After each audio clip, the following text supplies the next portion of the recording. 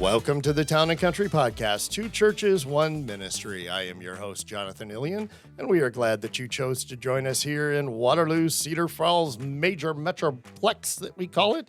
We are with our two usual people here. Does that make you feel just so special?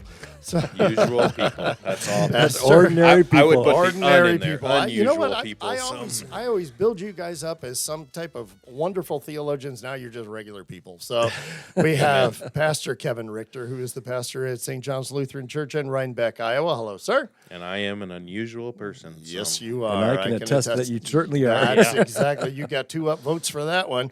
And we also have our other regular guy, Pastor Gerald Kapanka, who is pastor at Immanuel Lutheran Church in Cedar Falls, Iowa. Hello, sir. And I'm just the regular guy. You're the regular guy. Regular Just as as they ordinary come. and plain as it gets. So We you set the bar pretty low, You're haven't we? really low. All right. So we are continuing our conversation on the topic of living Lutheran this time, and we're going to endeavor to bring the small catechism back to a practical level for everyday living that we can all use. So today we are focusing on the 7th Commandment, which is, and I know I'm going to have to repeat it for you guys because you don't know all your Yeah, commandments, we do don't. you? No. I Okay. stopped at 5. All right. Yeah. Well, this one's a big one. You shall not steal. And what does this mean? We should fear and love God so that we do not take our neighbor's money or possessions or get them in any dishonest way, but help to improve and protect his possessions and income. So, Pastor Kevin, tell us a little more. It's a little deeper than just don't steal, right? It's just deeper. And I think we really get lost in the weeds in this one because we want to get really, really nitpicky about what is stealing and what is not, and all we're trying to do is justify all the times Yep. we have stolen that shouldn't count as stealing. Well, that's it's not the same. Right. Come on. It's like a white lie isn't really a lie. Stealing a cookie out of the bin at the grocery store isn't really stealing because they're gonna sell and make their money, and it's not hurting. If I take paper clips from work home, is that stealing from my place of work to take those home and use? No, I'd be careful because I don't always have all of my receipts when I do my deductions for taxes. That's right. Yeah. That's not stealing, is it? Right, yeah, You're not talking about that. I are know. you? Yeah, I know. I bought boy. it, so it counts. Yeah. And what are the odds I get audited anyway? Exactly. So you really, do realize this is a nationwide podcast, therefore you are in big trouble The with IRS the is IRS coming. now. and so I think the most helpful thing Luther does in this is never once really talks about us. Because the whole point of the 7th Commandment is not to turn inward and look at my own life and what I'm doing and is this stealing? Am I justified? Am I getting away with this? The entire purpose is to think about the other person. What are my actions? How is it affecting them?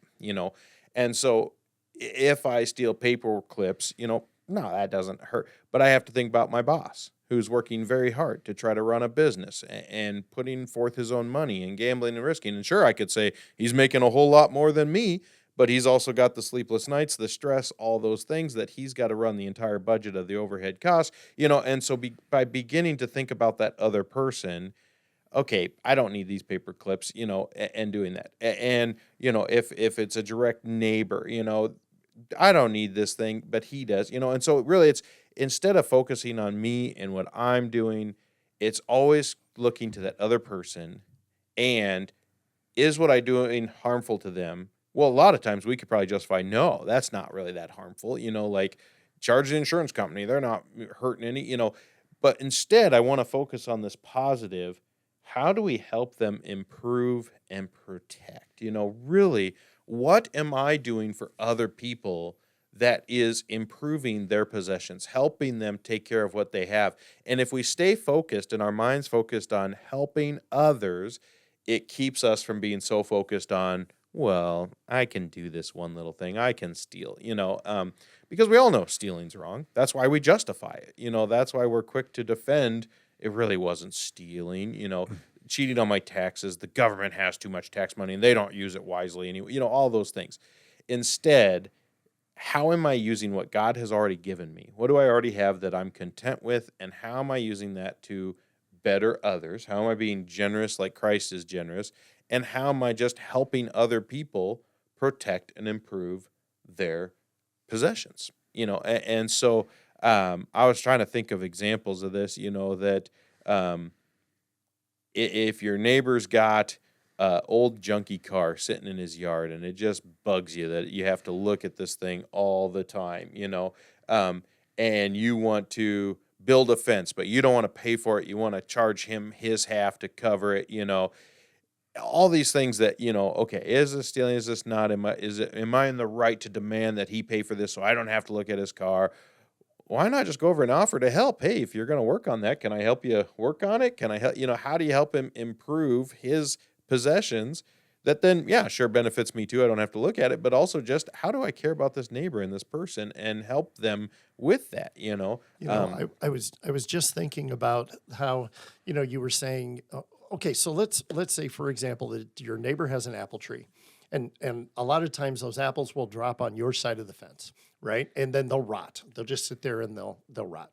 You go and let's say that instead of just picking those apples and keeping them for yourself, go over and pick those apples, bring them to the neighbor, and open a conversation with them. Help them to understand that, hey, yeah, I see that you have those. A lot of times, the best way that we get to know our neighbor is by doing those kind things. I'll tell you what, our neighbors next door to us, every time they go to Texas Roadhouse, every single time they bring us buns. Now, I never asked them to bring me buns, but how did they know to bring us buns? Because we said, oh, aren't those buns just awesome?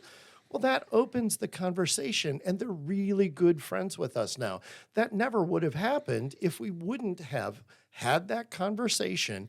And now what are they doing? They're inspiring us to do kind things for them. So that started with them. It didn't start with us. Yeah. And I think that turning yourself away from the idea that this is God's law to say, don't do this. Well, yeah, it does say that, but it's inspiring us to be good neighbors, to think about each other, to do more than just don't do that. Well, do something else. One of the things that, I enjoy is, when my wife is watching one of her TV programs, I just scroll on my phone. And for the last several months, been popping up on my YouTube, For You page, is these guys who go to a yard that has been overgrown like crazy. And he just stops and knocks on the door and says, hey, I see that you haven't been able to take care of your yard. And there's almost always a story behind it. They got sick or they got behind or for whatever reason they can't do it. I'll do it for free. And I love to watch those videos. Not just the transformation of the yard, which is interesting of itself, but the reaction of the person who's the recipient and how thankful they are. But there's also another dynamic that seems to happen far too often on those kinds of videos. It's the other neighbor who's mad at this guy who's given free service to the one who can't help. I mean, if you know what I'm talking about, Yep. You've got the poor little widow lady who hasn't been able to take care of her yard for 3 years and it's overgrown. And he's just doing this incredible service out of the kindness of his heart, helping your neighbor preserve and protect, keeping the 7th Commandment doing. But then you got Nosy Joe across the street who's mad because how come no one does my yard for free? And it just, what a contrast between what God is calling us to do and what we're supposed to be doing. Isn't that our sinful nature, right? Yeah. And that's, that's turning the law into legalism because, this is what happens with the Pharisees. Jesus heals a man on the Sabbath, takes, his health, improves it, and instead of celebrating it and say, wow, so glad this guy is now whole and healthy and feels good and he's not in pain, what do they say? You can't do that on the Sabbath. Why? And so it's like you can always tell a legalistic person when they take a good thing and find no joy in it and criticism, and just want to tear it down. But, like John, you were talking about, the neighbor's apples. That's a perfect one because probably most, your neighbor has an apple tree. They never pick them. They never use them. What's the point of them having it? They fall and they rot in my yard. You either get passive aggressive and you throw all the rotten apples back in their yard because that's not my apples. Hold on, you're getting too close to home. That's right. There. Yeah, that's way too close. You take the apples because they're not going to use them, so we might as well enjoy them, And how about, I love this, not just protect, but improve. What if you took those apples, made homemade applesauce or a homemade apple pie, and took it back to the neighbor? Hey, I see you don't use your apples. Maybe you don't enjoy them. Maybe you don't know what to do with them. Here's some applesauce. Here's some apple pie that I sacrificed the other ingredients, my time to make, but I want to give back to you just because they're your apples. And so here you go.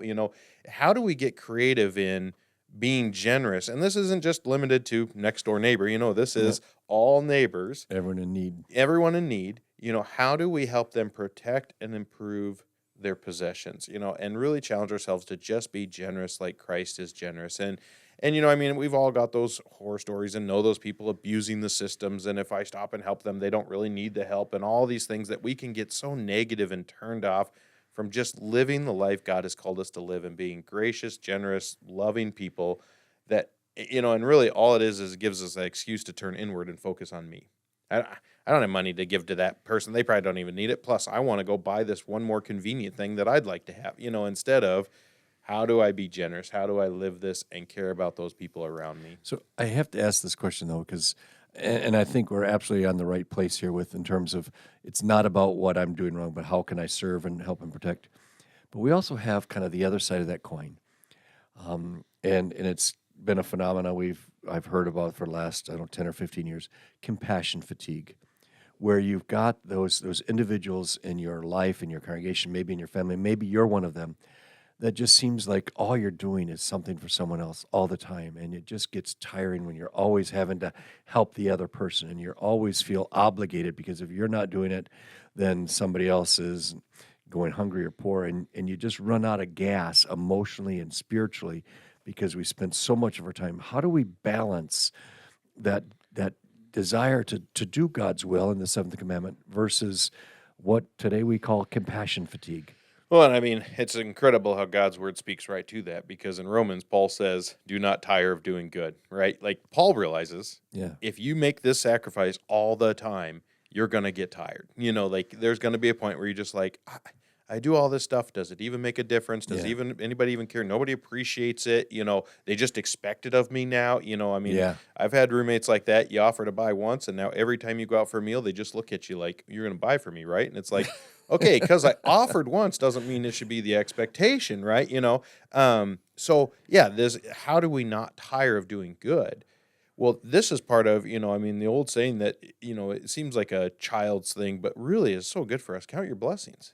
Yeah. When we stop every day and wake up and realize how much God has given us, all the good he has put in our life, and we are truly content with what God has given us, not just physical blessings, but eternal life, forgiveness, salvation, family, warmth, love, all these things, then how could we ever tire of doing good? And when we know we're forgiven and loved and God has given us so much, you want to go be generous and do these things. And I'm not saying I do it perfect. I'm one of the least ones who does this perfect because I stay focused on me far too much. And this is where I think Philippians 2 is so powerful of count others more significant than yourself. Do nothing from selfish ambition or conceit, and really St. Paul is saying be humble.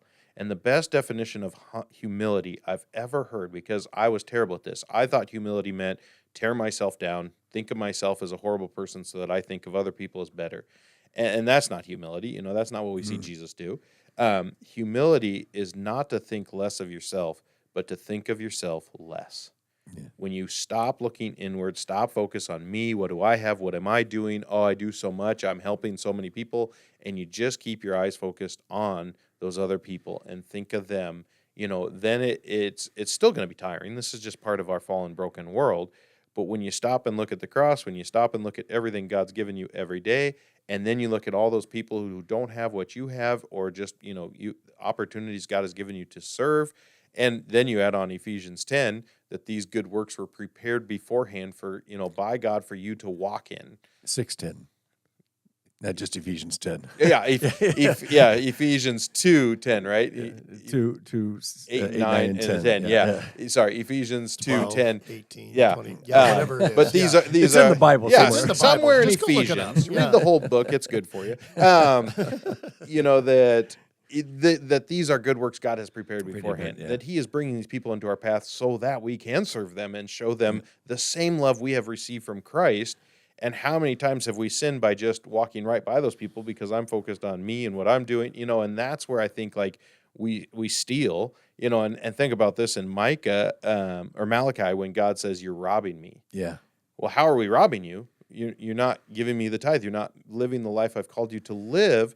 Is robbing God. So if you want to talk about stealing, we steal from God far more than we steal from our boss or the IRS or anybody else, because we don't do what he has called us to do. We don't live the life. We don't share the love he has given us to share with others. And I think part of that is because we live in a world, when I teach this commandment, we live in a world that is defined by your insatisfaction with what you have, your Correct. discontentment. Every advertisement, every commercial, every piece of material we get is you can't be satisfied with what you have. You got to have more. You got to have more. You got to have more. And so I always, add the context of, God has given us what we have and to be content with what we have in the seventh commandment here. And then I do a little experiment with the adults that we go through our class, and how many televisions do you have? How many pairs of shoes do you have? How many video games or electronic devices do you have? And and everyone's kind of embarrassed to say, I've got this and I got this many. How many vehicles do you own, or all those things? And then the kicker to the whole thing is, well, how many did our Lord have? How many pairs of shoes? How many TVs? How many bathrooms did Jesus have in his house? And we start looking and saying, God has given you that much more than he gave his only son when he gave here. And your cup indeed runneth over.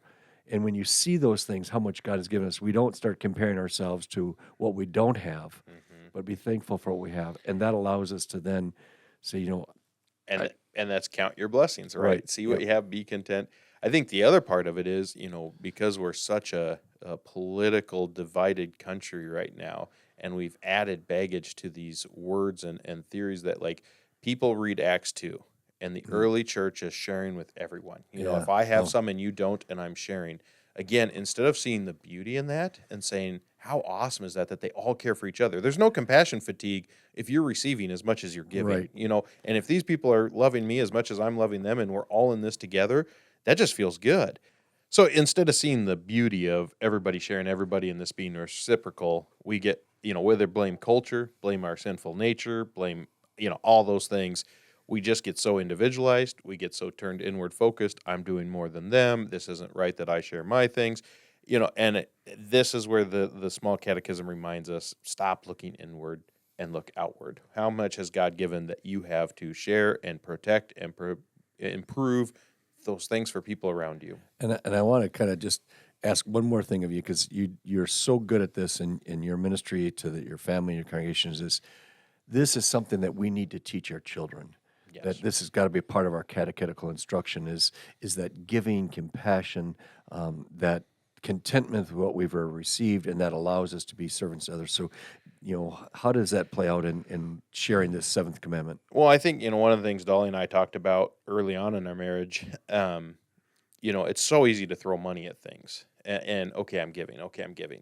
But, that's not building that neighborly relationship where you get to know people. That's not seeing those people that this is impacting and helping and really caring about them.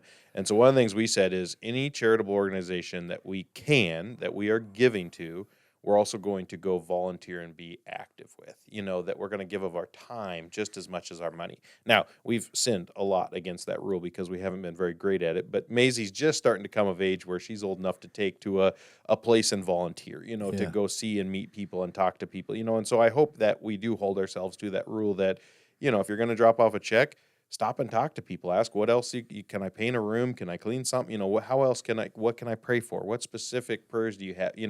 And hear that story. It's not just about doing the yard work. It's about hearing the story. I think we get really bad at doing this on mission trips. We go and we're going to serve and we're ready to work, and we're so busy working and cleaning, we don't stop and talk to the people that we're helping and hear their story and share the love of God with them, Right. And so, this is just every day. You could hand a homeless guy the cardboard sign a bottle of water, or you could stop and ask him his name. What can I pray for? And then give him the bottle of water. The neighbor, I could throw the apples back in the yard, or I could go ask, hey, do you mind if I pick those apples for you? And then it's not in either of our yard and I'd like to use them. Why don't you use them? Can I teach you how to make apples? Engage with the people, stay focused on who you're protecting and improving the possessions for. And it makes it much easier to see how God is working through that. Because again, this is not our good works. This is God's work through us. No, and I know we're running out of time here, but I just want to do this one more thing. You have told me the story many times, and I never tire of hearing it. You had a living example of that in your grandfather. And would you just share with our listeners how that example of your grandfather passed on to who you are and what you pass on to the next generation? Yeah, I mean, I probably have made a little bit of an idol of my grandpa because I've heard so many awesome stories of him and just, think so highly of him. But, he was a pastor and just a guy that wanted to know everybody. I mean, he couldn't go to the grocery store and get a gallon of milk without being there for 3 hours because every person he met, he had to hear their whole life story. And he was just so good at every conversation he had, working Jesus in there somewhere that felt natural. It was not a, forced way, but he also just kept his eyes open for opportunities. I grew up in a small town where, farmers that my grandpa was long gone by the time I was born. He'd moved on to another church, but farmers would still tell me, "Oh yeah, I remember your grandpa. He stopped in his, clerical and dress clothes and helped me move cows across the road," or one time, funny story, he went back to some town where he had a friend and he left a note on the door saying, "I want to play tennis with you." My grandpa was a huge tennis player and he loved to play tennis with this guy and he hadn't seen him for years. So he went back to his house and left, this is before cell phones, left a note on his door saying, "I'll be back at 1:00 to play tennis," and came back at 1:00 and here's a guy he doesn't know dressed in athletic clothes holding a tennis racket. And he said, "The guy you're trying to reach moved, but I like to play tennis." And so Grandpa said, "Let's go play," and those two went and played tennis. And I know they built a friendship in that time of playing tennis, and he just had that natural gift of caring about people, talking to people. I had a classmate at the Sim.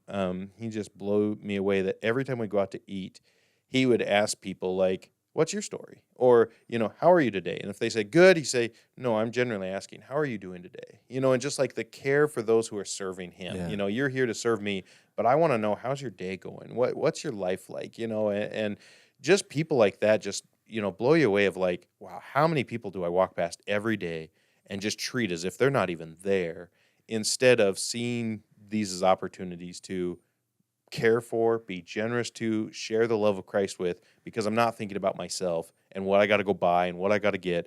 I'm thinking about them and how can I help them. And that example that you got from your grandfather, at least the stories and the life you had of him, you are now passing on to your kids and on to the people that you interact with. And I think that I know I've heard it many times, and I love it when you tell that story about what your grandpa did and the helping cows cross the road, because I someday want to help somebody cross their cows.